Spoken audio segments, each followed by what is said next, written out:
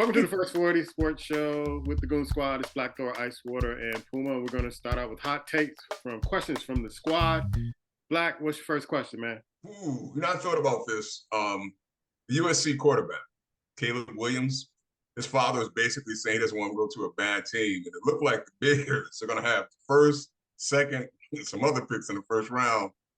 If that is happened to be the case, how should one Caleb Williams feel about this now she direct himself? Ice? Well, I look at it this way. In certain instances, you can, depends on who your father is and what kind of clout you can pick what team you want to go to in the NFL and the NBA. I wouldn't feel really good about it because what they have shown right now, the Bears, is they really don't care and went to the point where they trade all the defense away. Then they don't get the right personnel to help the young quarterback on offense. And then, of course, what happens? When they struggle, they blame the quarterback. So if I was him, I wouldn't be feeling really good about that, but hey, that's a little ways away. He needs to probably still thinking about how the hell he can help improve that USC defense. How about that? Yeah, they do need some help on defense. But Caleb Williams, do not come to Chicago. Stay in school for another year. Chicago is known for killing quarterbacks. So they do not have an infrastructure on coaching up quarterbacks. They're not going to give you anything on offense as far as receivers. You got one receiver who used to play for the Pittsburgh Steelers, Claypool, who wants to get out of here. They won't even let him on the field because he's saying the right things. He's yapping and saying, this ain't the standard I played under Pittsburgh Steelers with. So, don't come here. Don't come here. They don't have a defense. They're going to blame you.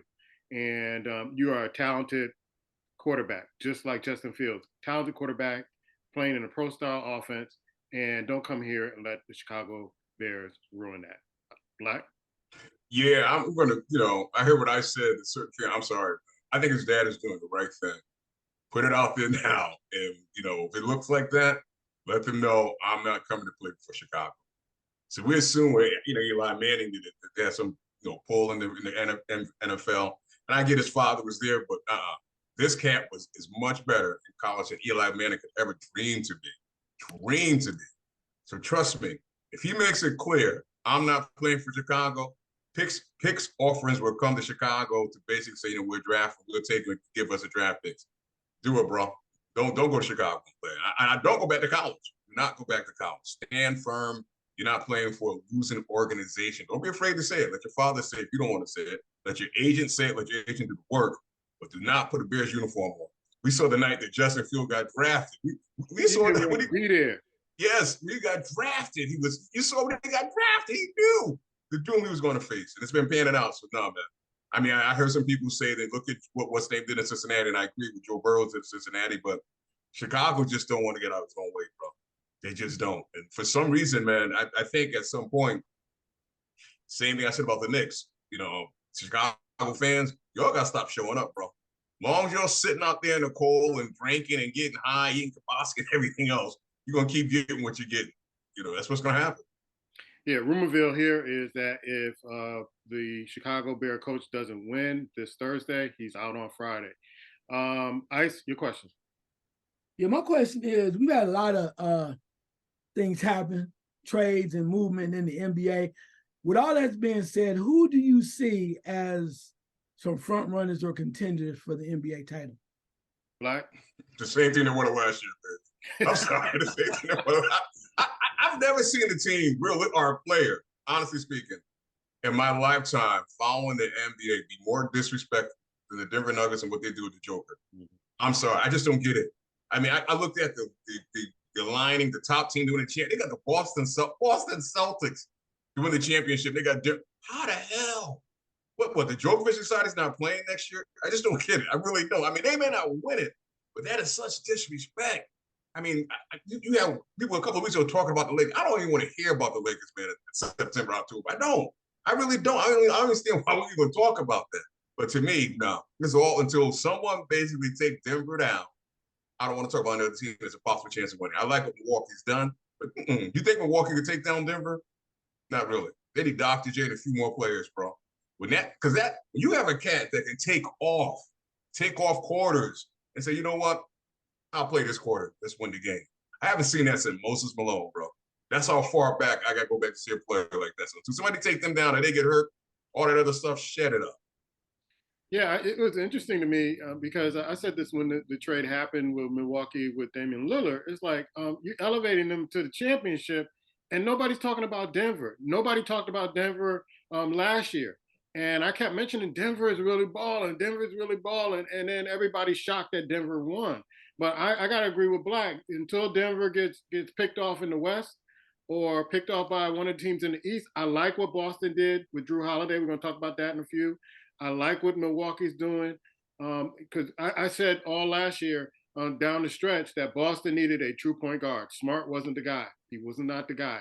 They got a true point guard now. Maybe they'll do better. James Harden, I don't know if he's going to play with the Philadelphia 76ers. We're going to talk about that later. But how do you sleep on the Denver Nuggets in the NBA and just catapult all these teams based on trades, based on, who they added? Even people would go to say, I'm still trying to figure out how CP3 is going to fit in with Golden State. I just don't see that happening. So, Ice, what are your thoughts? Can I say something real quick, Ice, before you say something? And I just want to drop this real fast because what's happened over the years, man, as fans, commentators, we look for sexiness. We don't look for substance. We're looking for sexiness. And Denver Nuggets, let's face it, they're not a sexy organization, not a sexy team, so you don't want to talk about them. I just want to drop that in. That's true. That's true. Ice? Denver they are the defending champions. The only concern I have about Denver, they lost a few pieces on that bench. And I granted, I understand that the Joker was phenomenal. I get that. But a lot of the reasons why I said from the beginning is why they were able to do what they did because their bench stepped up. You got a lot of guys who are hungry.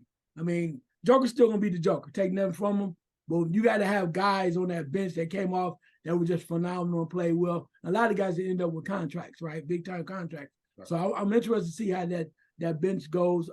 Not sure if anybody else is really able to do that. The Boston move for Holiday, I liked it, but at what cost? The one thing that really made me a little nervous for Boston moving forward is, you said you want to about Marcus Smart. Maybe he wasn't the best guy. Maybe Holiday's better, but he was a dog. He came to play every day. He didn't need 40 points. He put the work in. But I understand you end up with Drew Holiday. I got that. The other thing that really, I guess the main thing is Robert Williams. You got rid of Robert. He is a monster. And you traded him for Porzingis? And you think Porzingis is going to be able to check the Greek Freak, the Joker, Anthony Davis? One thing about Robert Williams, he brought his lunch pail, his hat every day. He didn't need to start. He was sick, whatever you need him to do. And I don't see how you did that in Boston. It's cute with all of the running and gunning and people picked up this guy and you can run and shoot. But at some point, you got to get nasty. You got to get nasty. And that's where I think they made a mistake. Last but not least, I know they're not going to be contenders, but I like what Portland did. If you had to get rid of Dame, move forward. I don't know what Aiden's going to do, but I don't know what he's going to do. But him, Robert Williams, they got some other pieces over there with some real big men that they should have had when Dame was there. Right now, you started from scratch. Let it be what it is, but I like at least what they picked up. And 2 future first-round draft picks was phenomenal. I don't know what's going to happen next year, but I like what they did if they stay status, keep everything status quo for the next couple of years. All right, Black. Ice mentioned Drew Holiday. I want you to talk about the impact because the Celtics fans are falling in love with Drew Holiday. And then James Harden didn't show up for the first day. I don't know if he'll come in with a fat suit for the second day, but roll with those two guys, man. What do you think? I like the move by Boston pick up Drew Holiday. I like Drew Holiday, but I will say this, man. He disappears at big moments, bro. Let it be known. He gives you something. He disappears. He hides. Because if he didn't do that, he would still be in Milwaukee. I remember following him for the Pelicans years ago. He just doesn't give it to you all the time, bro. If he up by 20, he's out there playing like a dog. If you're close by 4 or 6, you can't find him on the floor. He doesn't have that in him. He's just one of those type of players. I like it for Boston. I will say that I thought it was Smart. They got rid of Smart. I don't think Smart, he had that toughness, but a lot of times Smart made some dumb decisions. Down the stretch. Yeah. He made some dumb decisions. So I understand that to an extent that they wanted to kind of go in a different direction. I agree too. I think giving up, I think it was getting out of Washington, that big guy they gave up. I don't think that was smart for them, but we had to give him up. You could try to replace him. But one thing about him too, he's injury prone. Yeah. So I kind of understand that a little bit with Boston. Man, Mongo Slade, I'm not sure if I'm saying that correctly. Old Bill Cosby Mongo look-alike. Slade. But I'm going to say this, man. I'm a yield my time, brother Ice, because we've been doing this show for years, bro. We talk about this idiot every single time, and he ain't been doing nothing but trading down. And I'm tired of talking about it. Bro. You gonna come out and call the owner, not the owner, general manager line? You gonna show up? Come on, man. I mean, they just gotta start calling him a drama show, bro. Put a camera on, put him on TV and show him his drama because he's drama all day. I'm serious, man. I don't even know how people want to play with him at this point. I really don't understand. But he'll be out there flopping and doing what he's got to do. But I have nothing to say about him, if you don't mind. I'm going to leave that one alone. Okay. Drew Holiday is known as a defensive guard who makes really good basketball decisions down the stretch of the game. James Harden, we've been talking about him for years. I know you were holding on to James Harden years ago, and then finally you had to give up the ghost and say, listen, this guy is not what he appears to be. I'm not sure how he's going to. I think maybe they're waiting for another trade offer at Philly. These two guys, what do you think? Yeah. Speaking about Holiday, like I said, I like the way he plays. I think he's going to add a different element to Boston. But I had to understand, I'm trying to figure out what the other pieces are going to do, right? You got rid of Brogdon as well. So you have just Porzingis. Who in the middle, and who's going to give you that toughness in the middle, right? We know what Brown's going to do. We also knew what what Tatum's going to do. But after that, then what? And I'm looking for that. I mean, you talked about injury prone. Hell, Porzingis not injury prone. Y'all love New York. He injury prone. Oh yeah. A walking injury, yeah. So that's what I'm saying. So you talk about Robert Williams, okay, all right. Robert Williams when he was available to play in the playoffs, he showed up. When he flamed out in New York, he flamed out in Dallas. Now all of a sudden, you want to come to another contender and be a dominant force in Boston? Really? Okay, all right. I'm just saying. Somebody help me with that one. Well, we don't get over that, but I think Drew Holiday is going to give him all he can. But you expect him to take over, not going to happen. I think I need to see some leadership in Boston. We're still waiting for that person to show up. So whoever that is, hopefully they will show up this season. Mr. Harden, you know what? I'm going to say this. Like I said, I used to rock with you back in the day. I thought you kind of got a bum deal. OKC. Then you showed me you got the money and you was all that in Houston. And then you just didn't show up. So you start being selfish and you wanted to go to New Jersey, Brooklyn, Jersey, whatever, and then you did that, and then now you in Philadelphia and you doing that. So I think the toxic relationship between him and Mr. Daryl Morey from way back in the day in Houston, it's almost like an uncle and a nephew. They just cuss each other out, and then they still like, what you gonna do? Well, I can't got nowhere else to go. I guess I'm gonna come back. Well, you always welcome. You call him everything but a child of God. Well, you ain't got nowhere else to go. We don't know what to do. We can't find nobody better. You always welcome. You can always come home. So I guess he's gonna go home until they can find something better. And Morey knew that when he came in, when he got him again, what was going on. Harden's attitude, he's more of a prima donna. He's more worried about his extracurricular activities and his investments in Houston than he is about playing basketball right now. And like I said, he doesn't want to win the championship. So you're stuck. And I'll leave you with this. Last thing I'll say. Talk about Kevin Durant. Talk about Kyrie all you want to. But the first time they played them in Philadelphia, if they had played no more than better games in their entire careers, they wanted to show, they made a statement to tell James Harden, yeah, that's what it's about. We would shut your A down. We shut you down. We may not do nothing else the rest of our careers, but Joe say winning tonight, and you ain't gonna do nothing because you're not that good in your head anyway. That's all I'm gonna say to you. Good luck, bro. I understand the relationship between him and Morey because the general manager. Look, Puma stole my cars, man. I'm still on the show. I'm still a cousin to him. You just kind of do what you got to do, man. You go back home and handle your business. So I understand that. Porzingis, real quick. You remember when the night he got drafted? Maybe I think there was little boys crying. Yeah. Oh, man, that's classic.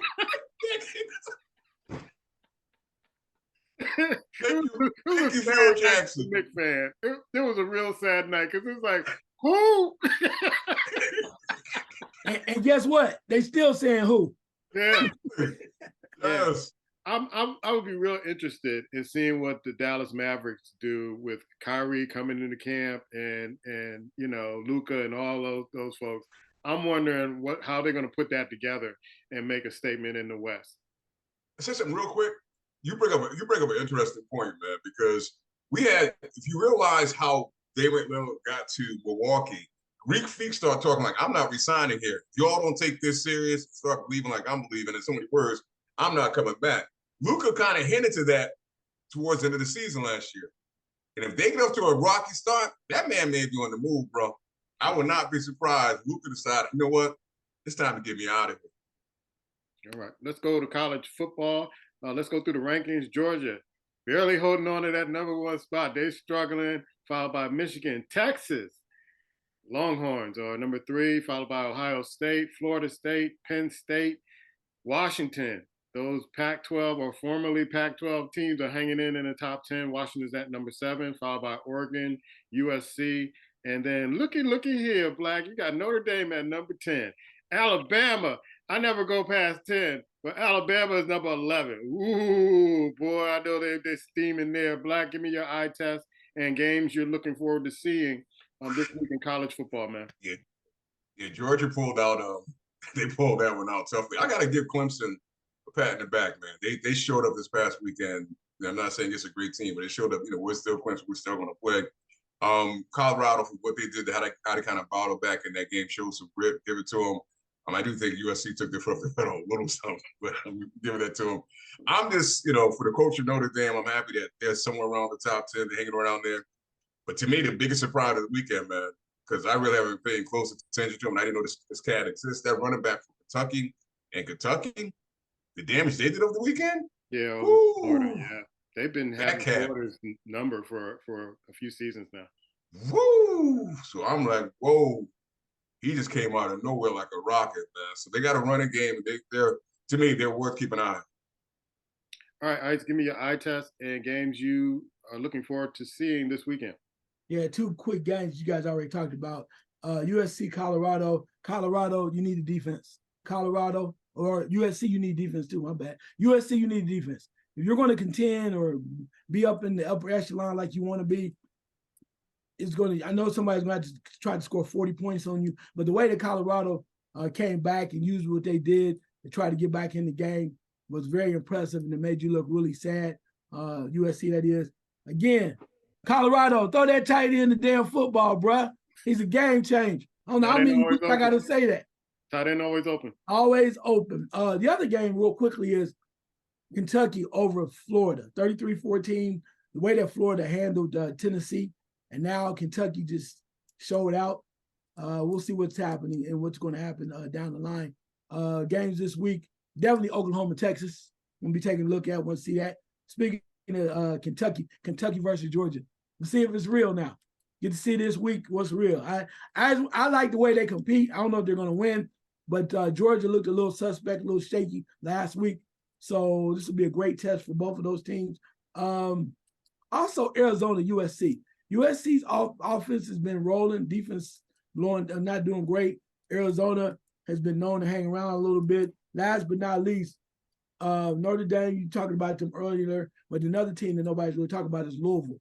Yeah. Notre Dame versus Louisville. I'm looking forward to that game just to kind of see who wants it, because the loser could probably say bye-bye to any real maybe January 6 bowls. Not January 6. Ooh, I did say 6. Anyway, y'all know what I'm talking about. The January bowl. That's bad. You think I'm drinking January 6th. Anyway, January bowls. The New Year's Day bowls. So with that being said, we'll see what happens. Yeah, I was wondering what the red was for. Duke, you let me down. You had Notre Dame. You called off the dogs for 2 plays and let Notre Dame come down and score. You had that game. You were blitzing and giving the quarterback, the flux, and then you let me down. But it was a good game up to that point.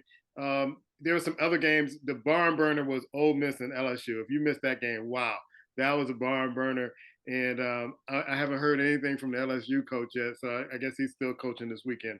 But you all named some of the games I'm looking forward to see. Kentucky versus Georgia. I was telling a buddy of mine, Kentucky, last week. Kentucky is probably going to take out Florida. I'm looking forward to seeing Texas, Oklahoma, also Oregon and Washington, 2 teams that are in the top 10. I want to see Louisville, how they really match up against Notre Dame. Texas A&M and Alabama should be a barn burner. It should be a barn burner with two teams who have one losses, and they're trying to stay in contention in the SEC. Washington State and UCLA. I'm going to take a peek at North Carolina, who is 4-0 against Syracuse. You got Oregon State, who is number 15 against California. Ole Miss against Arkansas. Those are some of the games that I want to check out this week, and to make sure that everything is kind of staying intact in college football. There's another. I might want to peek in an LSU, who has 2 losses now against Missouri, because Missouri's been playing some good football, and so let's see if LSU can bounce back from that particular game. And let's go to Major League Baseball. We're in the playoffs. They're in the wild card, Ice. So I know you have a lot to report. I know I got the game on now with Minnesota and Toronto, and they're battling, going at it. It's almost over, Black. It's almost over. Your baseball report, man. Yeah, wild card series is happening as we speak. Right now is going on. The Rangers are playing the Rays, right? And what's interesting about that, Tampa Bay has been playing pretty good baseball all year long in the AL. Kind of wonder what they're going to do right now. But the Rangers are leading that series 2-0, which is kind of surprising. Rangers are hot. They've been trying to get things going for a few years, and they're kind of taking advantage of the situation right now. Also in the American League, you have the Twins, Minnesota Twins versus Toronto Blue Jays. And right now, the Twins are up 1-0 with the game on as well. So that should be interesting moving forward. In the National League, the Arizona Diamondbacks are facing the Brewers right now. D-backs are up 1-0 in that series. Be interesting in the National League. Also, the Philadelphia Phillies, Picho's old team, is making some noise big time for Philadelphia over the Marlins right now. They lead that 1-0. Waiting in the wings, of course, in the American League is the number 1 team so far in the American League is the Baltimore Orioles. I said that again. Baltimore Orioles are waiting in the wings for the winner of Tampa Bay, Tampa and Texas. Houston, my team with Dusty Baker, with my guy Dusty, are waiting in the wings for the winner of Minnesota versus the Blue Jays. Atlanta Braves in the National League are right there waiting on the Marlins and the Philadelphia winner. And LA, we don't care how much it costs to get a team going. Dodgers are waiting on the winner of Milwaukee and Arizona. So right now we're in the midst of it. We'll see what happens. No clear-cut favorite. Even people might be pointing to the Dodgers. I am interested to see how Philadelphia is playing. I think they always had the talent. I just don't think they've lived up to it just yet. This might be their year. All right. Thank you for the report. Black, for the life of me, I know that the Liberty and the Aces are going to be playing on Sunday, but for the life of me, I can't understand why they don't start this series on a Friday where they would get more viewership. Sunday, you're not going to get it. I know it's finals, but you're not going to get it. But these two teams should offer a barn burner in this final, because these are the two teams that I was looking at all year long. And the Liberty got the best of, I think, Las Vegas during the season. No, they did. You're right. You're absolutely right. I agree with you, man. I don't understand. You figure the Liberty wrapped their season up or their series up Sunday afternoon. Why did he need a whole week, bro? I just don't get it. I for life, man. I mean, to me, you should be tipping off on Wednesday, Friday, at least Wednesday, Friday, Monday night. Wednesday, Friday, Monday. Skip the whole weekend. Leave that to baseball and football and roll that way. But, the powers that be look at it a little differently. I guess they're trying to put up in prime time and see what they can do. But you're right, man. The Liberty and Aces they're gonna do battle, do their thing. They withstood the whole season. Of course, the Aces are without Candace Parker. It's be interesting if she comes back next year after her injury. But I'm telling you, man, Gray and these ladies are now Aces. I don't even want to say her name. I want to say her name with Asia Wilson. Oh my goodness, man. The way they just kind of picked their level up and since they've been in the playoffs, I don't think the Liberty can hang, bro. I don't think they can hang. Because one thing I've noticed about Brandon Stewart, she's getting off to slow starts. If she does that against the Aces, it's going to be a blowout. You can't basically slow start against the Aces, man. And if you look at these two teams and you put them up against each other, the dog is with the Aces, bro. The dog's with them all day, man. They got the players that are basically just wanting to taste that second championship back to back, and I think they will. So it kicks off on Sunday. We'll keep a close eye on it. Hopefully, it should be some very good basketball. Even if the Liberty goes down, they're going to play well. And Jacquel Jones, you got to show up, sis. Can't come in here and just basically be lazy. I love the way you play when you play, but you have to come in there and do what you got to do and really get dirty, get physical, and get it done for you guys to kind of steal this one in my eyes. Yeah. We're at the portion of the show where we give our last second shot. Ice, what's your last second shot? I said it from the beginning. I'm going to keep saying it. We're going to find out what's real this weekend in the NFL. A lot of people cheering and excited up and down Dallas Cowboys. Dak Prescott. I'm not mad at you. I don't know you as a person. But one thing old Dallas Cowboy fans will tell you is this.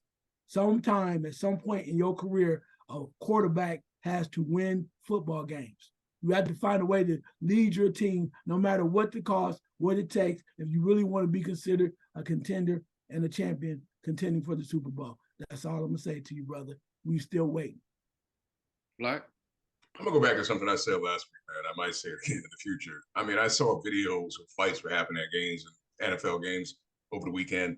And at what point is NFL going to make a statement about this? I'm not saying they can control it, but at least say something. I mean, speak to your fans and say you don't want this. It's going to be tolerated. Do something about it. It's like they turn a blind eye to it. You got the money to care less. But people are losing their lives. They're getting hurt, getting bloody to watch a game. Granted, it's their responsibility to come there and behave, like adults, but say something. It's finding it hard to believe, man. They're treating it like it doesn't exist. And if you don't see videos that people are posting, the media doesn't say anything because they ain't in bed with NFL. They all are. ABC, CBS, NBC, Fox, all of them. So they're not going to say anything. But let's just say this. If there was a black NFL player, if he was in the stand hitting somebody, you know how much the media would be all over that? You guys need to say something. Wake up and say something. Stop acting like it's not existent. People are getting killed at your sport. Yeah, good points, guys. You got to love Raider fans. And I saw a video recently where the owner of the Raiders, Davis, was sitting in, a booth, and it was an open booth, and fans just coming by like, fire the coach, all up in his face. You got to love that. It's not on radio. It's not on television. You ain't writing tweets and all that stuff. You're right up in his face telling him what to do, what he should do. And he was trying to fight back and yell back, but it just wasn't working. So I salute you, Raider fans, that, you get right up in the owner's face. Just say, this is what you should do. You want us to keep coming to these games, fire Josh McDaniels. That's our show. We'll catch you next week. Peace.